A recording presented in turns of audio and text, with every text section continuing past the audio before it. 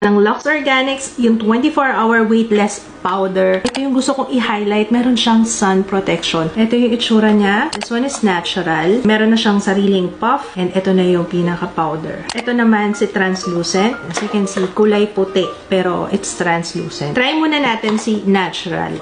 Tap ng konti para lumabas yung product. Pero ang ginagamit ko is yung nasa takip. Kita nyo, oh, medyo shiny yung ating cheeks. So, let's apply. Instantly, nakaka-mattify. At saka tingnan nyo yung blurring effect niya. Oh, parang nag-filter bigla, ano?